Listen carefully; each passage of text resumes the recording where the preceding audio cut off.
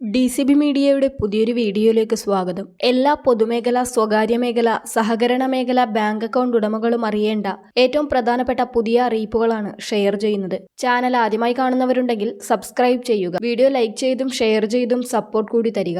ആദ്യത്തെ അറിയിപ്പ്, 2025 വർഷത്തിൽ തുടർച്ചയായി മൂന്നാം തവണയും റിസർവ് ബാങ്ക് വായ്പാ പലിശ നിരക്ക് കുറച്ചിരിക്കുകയാണ്. വായ്പ എടുത്തിട്ടുള്ളവർക്ക് വൻ ആശ്വാസം റിസർവ് ബാങ്ക് റിപ്പോ നിരക്ക് വെട്ടിക്കുറച്ചു. 0.25% ഇളവുണ്ടാകുമെന്ന് പ്രതീക്ഷിച്ചിരിക്കെ 0.5% ഇളവ് വരുത്തിയെന്നത് നിലവിൽ വായ്പയുള്ളവർക്കും പുതുതായി വായ്പ തേടുന്നവർക്കും ഇരട്ടി മധുരമായി. 6%-ൽ നിന്ന് 5.5% റിപ്പോ നിരക്ക് കുറച്ചത്. ഇതോടെ കഴിഞ്ഞ 3 RBI യോഗങ്ങളായി ഈ വർഷം 1% പലിശഭാരം കുറഞ്ഞതെന്ന പ്രത്യേകതയുമുണ്ട്. ബാങ്കുകൾ വിതരണം ചെയ്യുന്ന ഭവന, വാഹന, വിദ്യാഭ്യാസ, കാർഷിക, സ്വർണ്ണപ്പണയ, മറ്റ് വ്യക്തിഗത വായ്പകളുടെ പലിശ നിരക്കും ആനുപാതികമായി കുറയുമെന്നത് ജനങ്ങൾക്ക് വൻ ആശ്വാസമാകും. ഇക്കഴിഞ്ഞ 2025 ഫെബ്രുവരിയിലെയും ഏപ്രിലിലെയും യോഗത്തിൽ RBIയുടെ മോണിറ്ററി പോളിസി കമ്മിറ്റി 0.25% വീതം പലിശ കുറച്ചിരുന്നു. ജൂണിൽ 0.5%വും ഇപ്പോൾ കുറച്ചിരിക്കുകയാണ്. ഇതുമൂലം വായ്പകളുടെ പ്രതിമാസ തിരിച്ചടവ് അഥവാ EMI കുറയുമെന്നതിനാൽ വായ്പയുള്ളവർക്ക് ഓരോ മാസവും കൂടുതൽ തുക കയ്യിൽ മിച്ചം വരും. EMI തുക കുറയാത്ത രീതിയിലാണ് തിരിച്ചടവെങ്കിൽ അടയ്ക്കേണ്ട കാലാവധിയിൽ മാസങ്ങളുടെ കുറവ് വരും.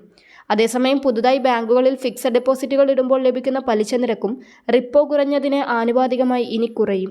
ബാങ്കുകളിൽ പുതുതായി FDകൾ ഇടുമ്പോഴും നിലവിലുള്ള FDകൾ പുതുക്കുമ്പോഴുമായിരിക്കും പലിശ നിരക്കിൽ കുറവ് വരിക.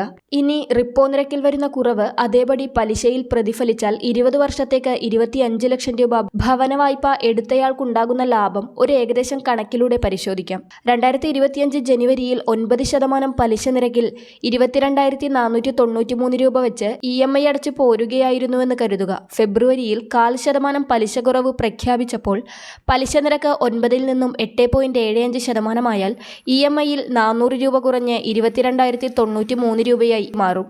ഏപ്രിലിൽ വീണ്ടും 0.5% റിപ്പോ കുറയുമ്പോൾ പലിശ നിരക്ക് 8.5% കുറയുകയും EMI 397 രൂപ കൂടി കുറഞ്ഞ് 21,696 രൂപയാകുകയും ചെയ്യും.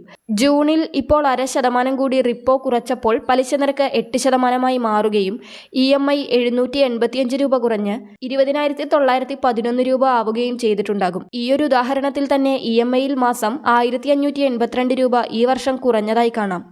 ഒരു വർഷത്തിൽ 18,984 രൂപ EMIയിൽ കുറവ് വരുന്നു. ഇനി EMI തുക മുൻപടച്ച തുക തന്നെ തുടരുകയാണെങ്കിൽ 19 മാസം മുൻപേ വായ്പ അവസാനിക്കാം. വിവിധ ബാങ്കുകൾ പ്രഖ്യാപിക്കുന്ന പലിശ നിരക്കുകൾ അനുസരിച്ച് അങ്ങോട്ടും ഇങ്ങോട്ടും മാറ്റങ്ങൾ വന്നേക്കാം. അടുത്ത അറിയിപ്പ്, സ്വർണ്ണപ്പണയ വായ്പകൾ നൽകുന്നതിന് ഏർപ്പെടുത്തിയ കടുത്ത വ്യവസ്ഥകളിൽ നിന്ന് 2.5 ലക്ഷം രൂപ വരെയുള്ള വായ്പകൾക്ക് ഇളവുകൾ നൽകി റിസർവ് ബാങ്ക് അന്തിമ വിജ്ഞാപനം പ്രസിദ്ധീകരിച്ചു. സ്വർണത്തിന്റെ മൂല്യത്തിന്റെ 75% വരെ മാത്രമേ വായ്പയായി നൽകാവൂ എന്നായിരുന്നു കരടിലെ വ്യവസ്ഥ. അന്തിമ വിജ്ഞാപനത്തിൽ 2.5 ലക്ഷം രൂപ വരെയുള്ള വായ്പകൾക്ക് ഇത് 85% ഉയർത്തിയിട്ടുണ്ട്. 2.5 ലക്ഷം മുതൽ 5 ലക്ഷം രൂപ വരെ 80%വും 5 ലക്ഷത്തിന് മുകളിലുള്ള സ്വർണ്ണ വായ്പകൾക്ക് 75% തുകയും വായ്പയായി നൽകും. പുതിയ ചട്ടങ്ങൾ പാലിക്കുന്നതിന് അടുത്ത ഏപ്രിൽ 1 വരെ സാവകാശവും RBI നൽകിയിട്ടുണ്ട്. പുതിയ മാർഗരേഖ അവലംബിക്കുന്ന തീയതിക്ക് മുൻപെടുത്ത വായ്പകൾക്ക് നിലവിലുള്ള ചട്ടമായിരിക്കും ബാധകം. അടുത്ത അറിയിപ്പ്, state bank of India, Punjab national bank, bank of Baroda എന്നിവയുൾപ്പെടെ 5 പൊതുമേഖലാ ബാങ്കുകൾ കൈകോർത്ത് 5 കോടിയിൽ താഴെയുള്ള കുടിശ്ശിക വായ്പകൾ വീണ്ടെടുക്കുവാൻ ഒരു പൊതു പ്ലാറ്റ്ഫോം തയ്യാറാക്കിയിരിക്കുന്നു. ഇങ്ങനെ ചെയ്താൽ ബാങ്കുകൾക്ക് വായ്പ തിരിച്ചുപിടിക്കൽ എളുപ്പമാകുമെന്നതാണ് നേട്ടം. നേരത്തെ തന്നെ ബാങ്ക് നെറ്റ് എന്ന ലേല പ്ലാറ്റ്ഫോം, ഡോർ സ്റ്റെപ്പ് ബാങ്കിംഗ് എന്നിവയുൾപ്പെടെ മറ്റു ചില പൊതു പ്ലാറ്റ്ഫോമുകളിൽ ബാങ്കുകൾ ഇതിനകം സഹകരിക്കുന്നുണ്ട്. വായ്പകൾ തിരിച്ചുപിടിക്കുന്നതിനായി പൊതു കളക്ഷൻ സ്ഥാപനമെന്ന തീരുമാനം പൊതുമേഖലാ ബാങ്കുകളെ സ്വകാര്യ മേഖലാ ബാങ്കുകൾ എന്ന പോലെ തന്നെ കൂടുതൽ കാര്യക്ഷമമാക്കുന്നതിനുള്ള സർക്കാരിന്റെ പദ്ധതിയുടെ ഭാഗമായ തീരുമാനമാണ്. മറ്റുള്ളവരിലേക്ക് കൂടി ഈ ഇൻഫർമേഷൻ ഷെയർ ചെയ്യുക.